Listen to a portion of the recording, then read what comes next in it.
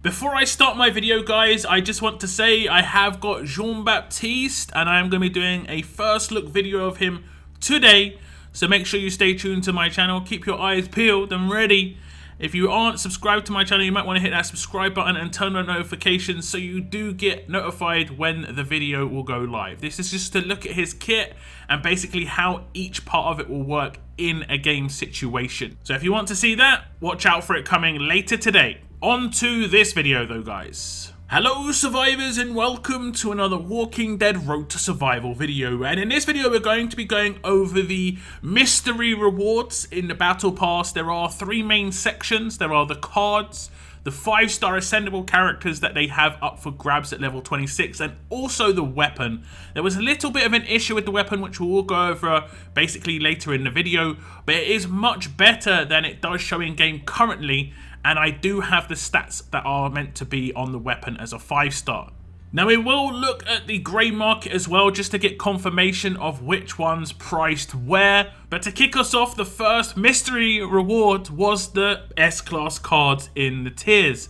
And it basically could determine which characters you could and can get from the battle pass when it comes to, you know, the ones in the grey market, but also you could potentially go for other characters that you're more interested in.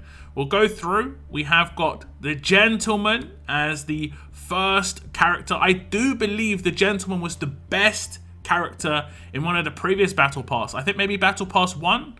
I'm not 100% certain. And if we go to the next, it's going to be Rosita, then Alpha, two other characters that have featured in previous battle passes, Rick as well. We also have Jackie, Imani, Shane, another previous battle pass character. We have Tanya, we have Axel as an S-class character, Michonne, Beta, and May. And one thing to mention on these last three, obviously, are these three are in the current battle pass. And I think you can get over 2,000 cards, if memory serves me right, by completing the entire battle pass up to level 40. So you can go from 0 to 100% of the cards needed for an S-class character if you do buy that battle pass and you focus on that character in the tiers and in the grey market. So this is actually good news for anyone who wants one of these particular characters. And if you don't, there are actually some pretty good other characters in here. You've got Axel, you can finish off a Tanya, or maybe your second Tanya. 2 Tanyas does obviously work. And then we have other characters. Rick's pretty good. Alpha obviously is great. So there are some great characters in here. Nice selection. I think this is probably the best selection of cards in the tier rewards that we've had so far. Now the next mystery reward was the free tier for tier 26. And it was a 5-star ascendable of an S-class character. Now obviously we have a selection of 4 characters here, and we did kind of have a sneak peek of one of them because they were used as the sort of avatar advertisement for level 26 in the battle pass infographic, but that is going to be Raulito. But the other characters are going to be Priya, Clementine, and Davy, and I think they all have pretty good usages, even if it's just 5 stars. But obviously as progress towards S-class characters, it's great. If you have all these characters already, you could potentially pick up a character for 5-star arenas. I would say at least 2 or 3 of these characters can work on 5-star arenas. And if you're brand new to the game, Priya is an awesome pickup, just because as a 5-star, she is worth 4,000 cards versus the other characters that were only worth 2,000. So I think that's pretty nice. As well as if you're a collector, you can get Clementine. If you've got S-class Clementine, you can have a 5-star as well if you want to pick up multiple characters of the same, you know, Telltale series. But for 5-star arenas, they're pretty good as well. Like I said, I think in the future, just basic attack, heavy damage, you can put a rampage weapon on 5-star Priya and it does work pretty well, even with the basic attacks. You've got Raulito, if you make him an S-class character, really, really good for territories. Attack leader in 5-star arenas with Clementine, or just an attack leader as an S-class if you do fully upgrade. Same with Priya, really good if you fully upgrade.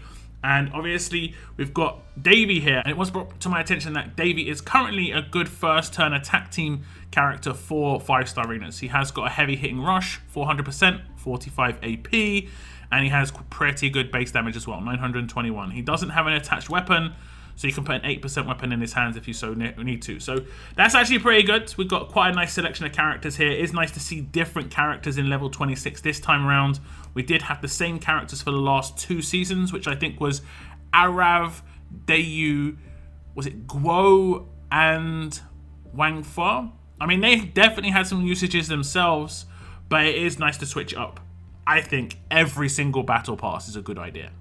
Now the last mystery reward, and I think in many eyes the most important one when it comes to the battle pass, was Royal Tier 30. This is if you buy the battle pass and get to Tier 30, you will get this weapon. This has been a great introduction when it comes to the battle pass itself.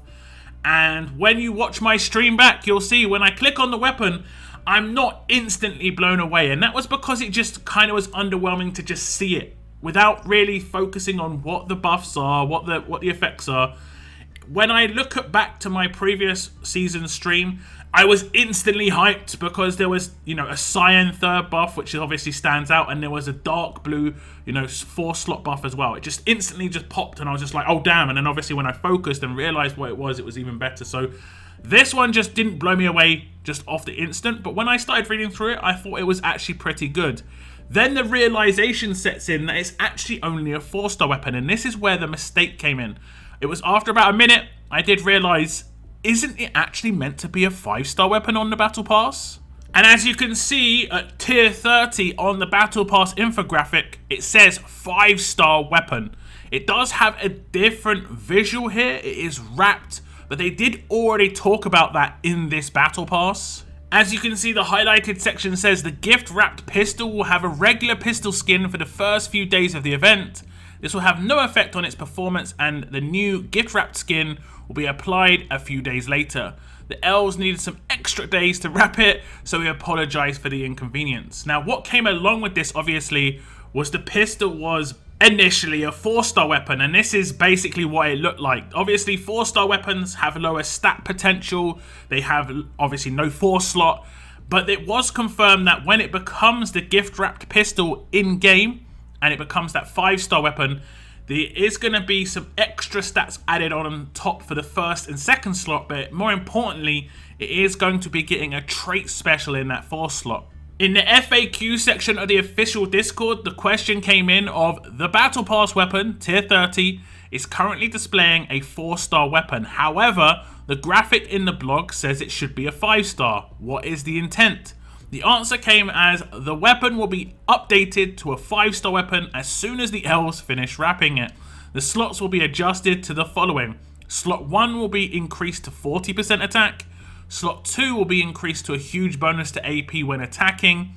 Slot 3 will remain the same, but it is obviously quite good already. Confuse when attacking, a better chance to confuse the enemy for 2 turns.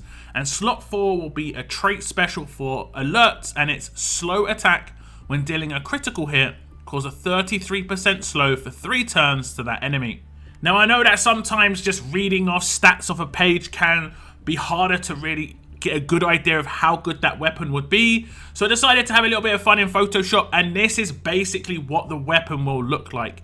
Well, actually, this is what the stats will look like. The weapon's gonna kind of look like this, and I'm really interested to see that in somebody's hands. I think this is actually really like fun, and honestly it's kind of disgusting to look at, but I really want it, and I think that things like this should happen more often. The last time I can really remember something like this where it was like something extra just for fun was the April the 1st, April Fool's event where we had a pancake avatar. So it has been a while, so I definitely would say this isn't a bad idea to do from time to time. Every 2 or 3 months would be quite a lot of fun for the community, and I'm sure it's fun for the dev team to come up with stuff like this, and also for the artists and stuff like gift wrap pistol. Fine, I mean that sounds pretty nuts to me. It's going to look a little bit different than this. I did again Photoshop this together. It's also going to have a much higher base weapon score. I believe the base weapon score goes up to 610. And that means that if you do the 5% upgrades to get it to 55% attack, which is obviously amazing, it will go to a 670 weapon score. So you will definitely be able to get a diamond weapon here. So I just thought I'd bring those visuals to your attention. It is going to look like this and not like this. And that is actually obviously a good thing as a 5-star weapon. It would have been a much more hype if I clicked on this in my stream. I would have just blown me away instantly.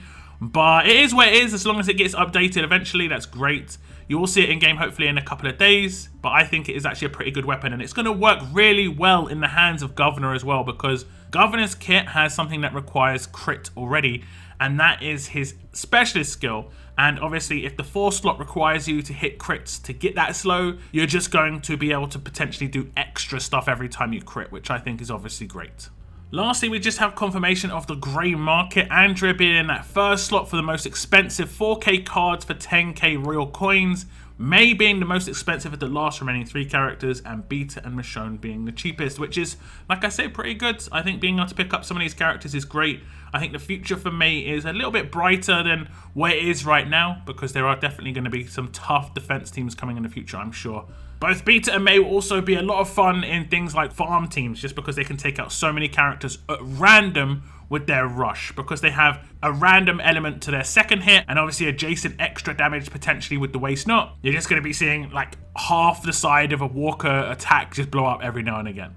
But that's the end of my little review of the mystery rewards in the Battle Pass, and I thought it would be a good idea to bring to your attention the fact that the weapon is actually better than it is currently in-game. Like I said in the little sneak peek intro of my video, do stay tuned for my Jean-Baptiste first look video, which should be coming later today. If you do have any comments about the Battle Pass, the mystery rewards, the cards, you know, the characters, the 5-star ascendable S-class characters, or the weapon itself, do leave them in the comments down below. I do get to the comments when I can. But that is going to be the end of my video. I want to thank you very much for tuning in.